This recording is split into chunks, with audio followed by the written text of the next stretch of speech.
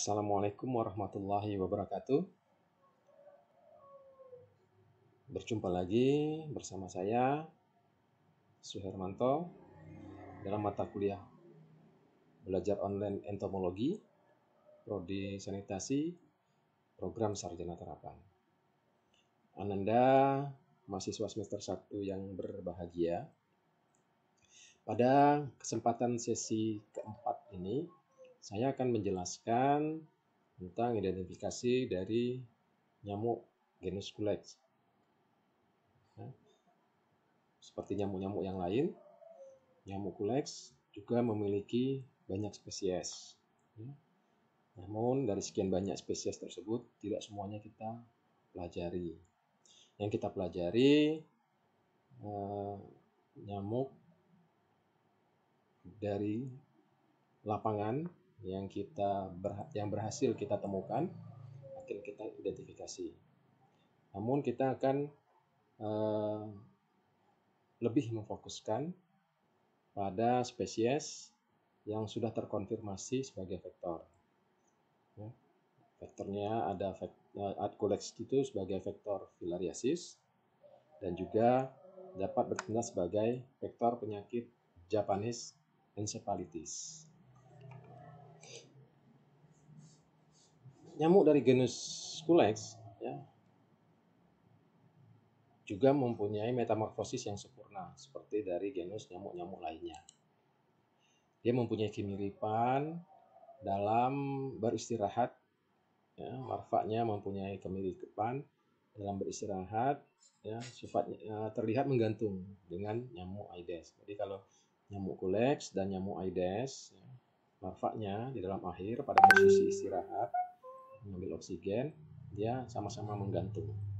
Seperti kita lihat pada gambar yang ditampilkan. Untuk kita mengidentifikasi genus Culex, dari sekian banyak ciri berdasarkan kunci identifikasi, ada ciri utama yang harus fokus kita ke arah ciri tersebut. Jadi pada bagian kepala, torak, dan abdomen kita perbesar, fokus kita di bawah mikroskop pada bagian akhir dari abdomen. Kita lihat komnya. Jika komnya lebih dari satu, jadi pada bagian akhir abdomen kita lihat kom ada atau tidak. Jika lihat lebih dari satu baris atau satu deret, patut kita duga itu menjadi ciri dari larva Culex. Karena kalau dia satu deret atau satu baris, itu kita menduga ke arah Aedes. Oke. Nah, sekarang pada gambar terlihat ini terdapat dua deret, atau dua baris kom. Kemudian pada pada siponnya, pada sipon itu terdapat pekten.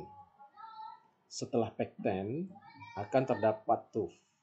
Kita lihat di sini tufnya ada berapa banyak. Kalau dia satu, maka dia akan mengarah kepada Aedes. Sedangkan kado Culex itu tufnya lebih dari satu. Jadi ada kom, yang lebih dari satu deret, ada pekten, kemudian ada tuf yang lebih dari satu.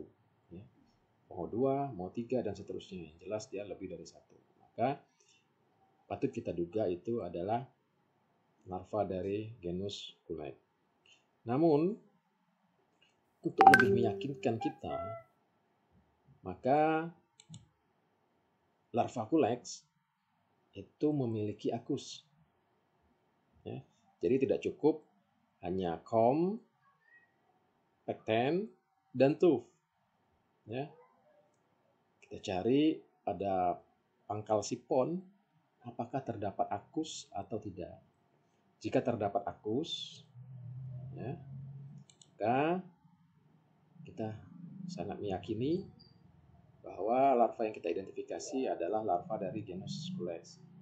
Ada kom lebih dari satu deret, ada akus, ada pekten, dan ada tuf yang lebih dari satu. maka kita meyakini itu genus dari larva Culex. Jadi jangan hanya berasumsi ya, kalau siponnya panjang maka itu adalah larva dari genus Culex ya. Karena tidak semua yang siponnya panjang itu milik dari larvanya genus Culex. Nah, harus kita pastikan dulu dengan ciri-ciri yang telah saya sampaikan tadi. Nah, seperti di gambar hasil foto di bawah mikroskop, terlihat di sini ada sipon. Sipon ini dari pengamatan kita terlihat adanya akus. Nah, di sini ada akus. Maaf.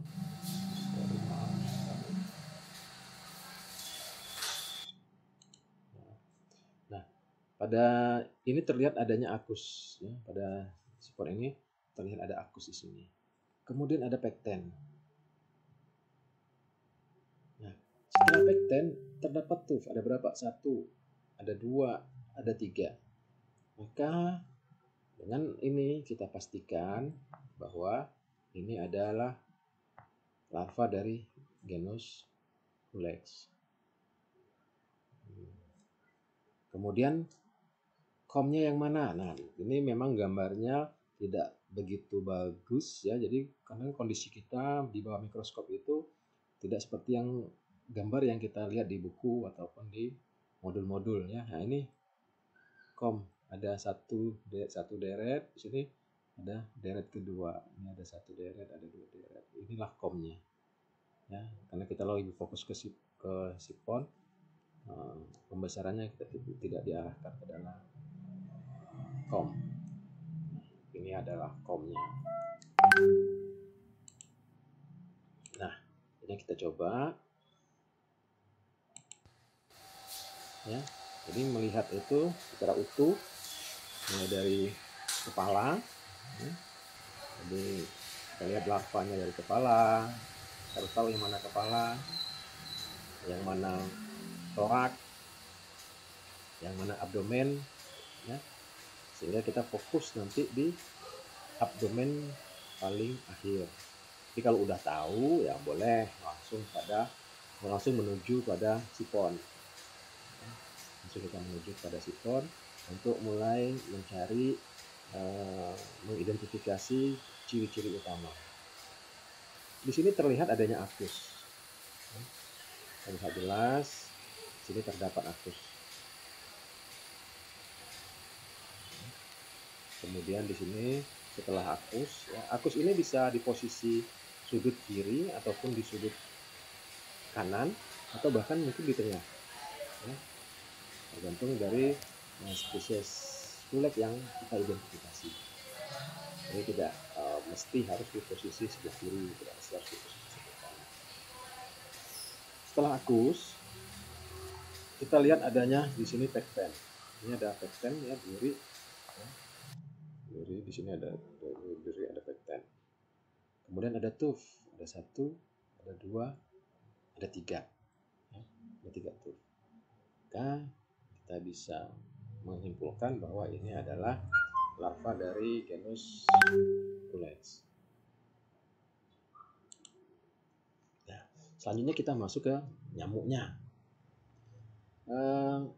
Di sesi kedua, ya, kalau saya tidak salah, itu saya sudah menampilkan ciri-ciri nyamuk dari semua genus, termasuk di sini adalah Culex. Nah, di sini saya hanya menspesifikkan pada ciri yang utama untuk nyamuk Culexnya. Jadi dilihat dari ciri-ciri yang umum, ya, ada ciri tambahan di sini yang kita lihat pada bagian kukunya. Ya, pada kuku, ya, ini kaki, femur, tibia, tarsus. Nah, pada ujungnya itu akan terdapat kuku.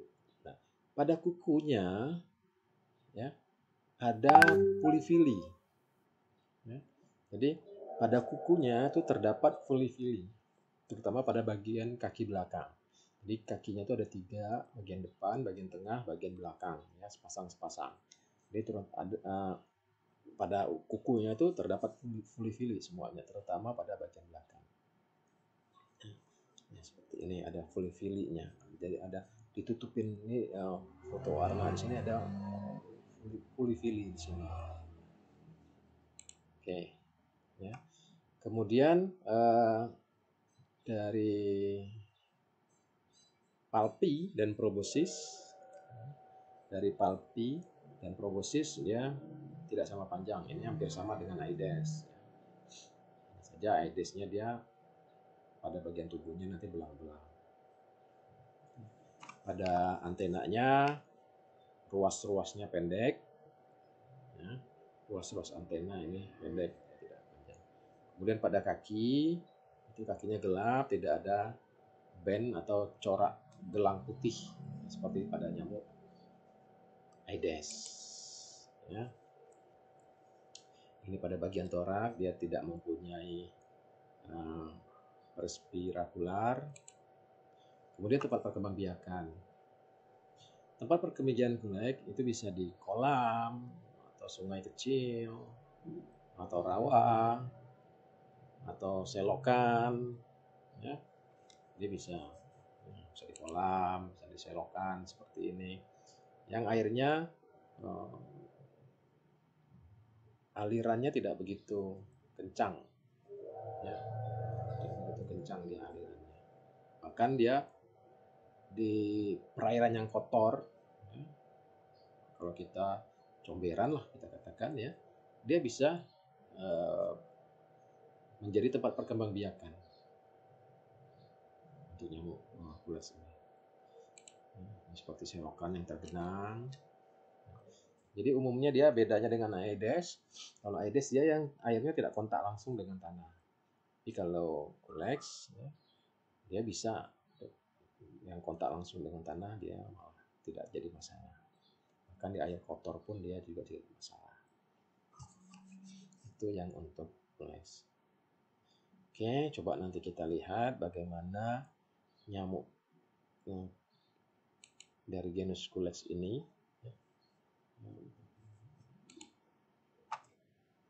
Nah, ini, ya, ini dari nyamuk genus Culex ini yang terkonfirmasi sebagai vektor. Itu ada Culex Tritaenior rhesus, ya, dari Culex spesies Tritaenior ini dia terkonfirmasi sebagai vektor Japanese encephalitis.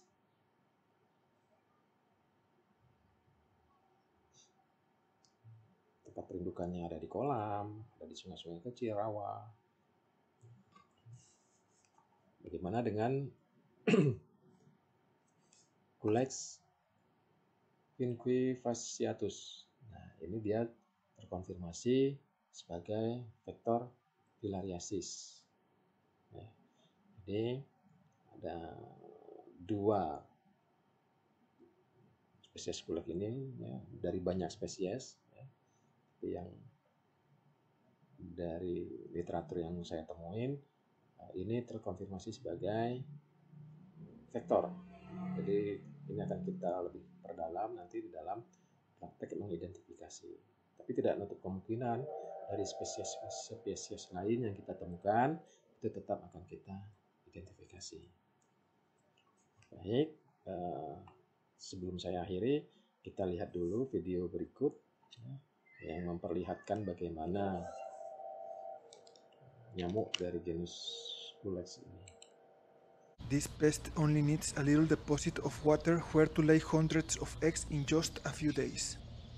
The eggs adhere to each other thanks to a sticky coating, forming a little raft that will not sink and dry out due to its direct contact with the water. Nah, lihat dia meletakkan telurnya itu berkelompok, bergerombol, tidak satu-satu. Jadi disusunnya dengan rapi, ya, menempel, sehingga terbentuk seperti tersusun dengan rapi seperti rakit atau pelampung, apalah istilahnya, ya. Yang jelas dia tidak sendiri-sendiri. di dalam air disusun sedemikian rupa.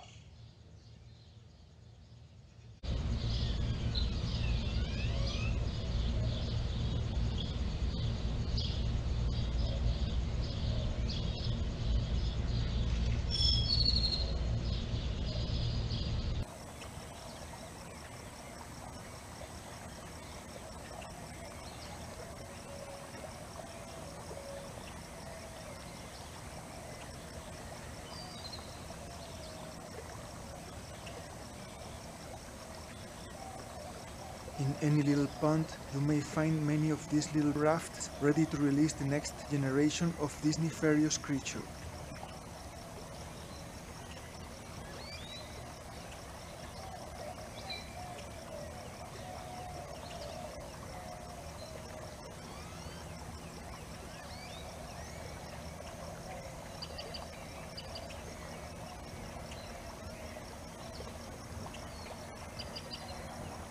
At normal temperature, it takes about 3 days for the embryos to be ready to eclose by pushing out the little operculum.